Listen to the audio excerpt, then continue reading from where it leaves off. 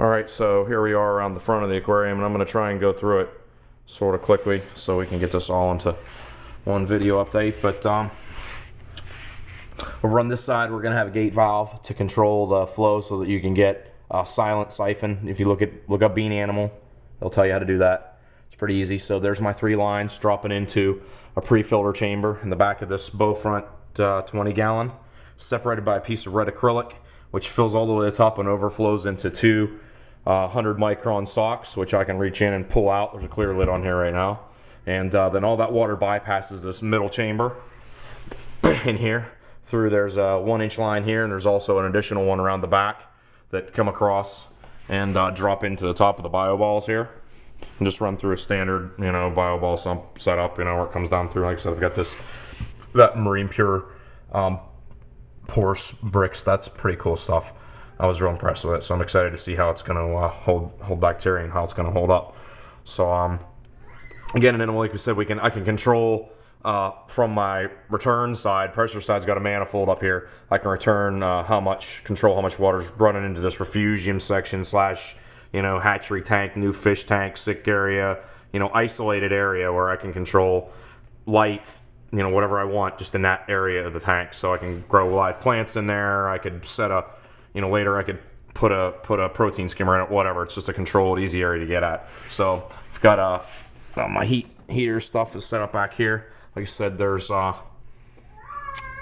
heat come across. There's an overall cutoff here that sends everything, just not even the upper display, just closed loop just in the bottom down here. Maybe you were doing a cleaning mode or whatever. So I've got true union ball valves in there. There's a little shot of this power actuator from Jandy, which is based on a swimming pool system kind of stuff. Here's a capped off line right here with 3/4 cap in it. I could use it for my UV. I can hang my UV up in here, and if I decide I need UV for a little bit, I can just open that up, thread into there, pipe my UV in, use the manifold pressure off of it to drive it, and when I'm done, just shut it off and close it again. So like I said, there's a ball valve. That's just filling our refugium for as much as we want and as little as we want. It's got a high water runoff on it just in case it would get high, but will overfill and run into this. There's a joint right there. That's my high water mark that gets back through the socks and goes down through the lower 2 to into the bio balls. There's that's a water blaster. I chose water blaster. They're super efficient. That's a 5,000, so I got a ton of flow. Probably even with the head height there, it's over 900 gallons an hour probably. So that comes up again into this manifold, which supplies this across here. There's another capped line for later, something if I want to use, whatever. There's also another one right there, 1/2 inch, and then I'm currently using the other 1/2 inch here. The ball that comes across to a BRS Deluxe carbon reactor. So we're going to use our carbon filter. So we'll be able to run carbon in here as much as I want, change it as much as I want. Easy to get at. So again, that's inside this cabinet here. So hung on the front there, easy to get at. I will be utilizing this open space in front of here for a high water overflow and automatic water change system. So I'll drill through the front of the aquarium right here and set that up. So that's not in yet, nor is any water obviously. So pan back a little bit and give you another shot at it. Like I said, I've got a little light in here right now, which I could use for my refugium light or just to grow live plants, sick, whatever. So try and keep this thing as flexible as possible. And be ready for saltwater if I choose to go that way. Right now, I don't really want to put the money and effort into it, so I'm just rather keep it simple and maybe do 80 or 90 silver dollars in there, small silver dollars, big school, and just kind of let it be that way. So that's the plan anyway. I'll pan back again, give you a chance to kind of look at it, see if I can kill this light on top.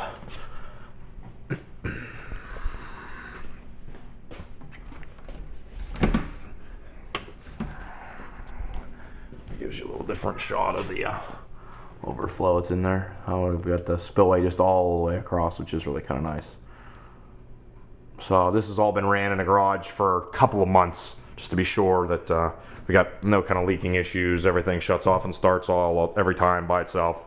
I've painted the lines black, like I said, keep them clean. It'll go over there against the wall.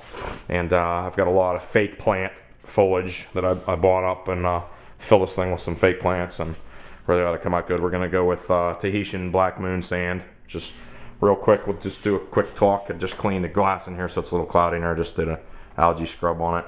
But it's me prepping some biospheres just to carry my biological system over to the sump on that side without having to go through a hard startup on new water.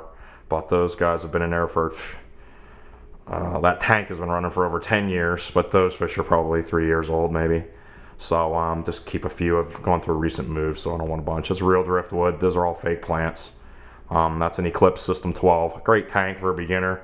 I already have a video on that if you guys are interested in it, so you'll be able to see it. But like I said, I'm going to use that as my new fish tank, and I'll put the UV on that and run that just so I don't bring anything into my new tank. New fish go into this tank for a month.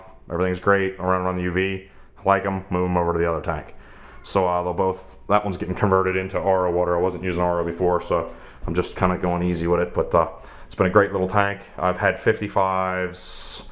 I've had all kinds of tanks. I've had acrylic and a lot of different tanks over the years, but nothing in the realm of what this tank is.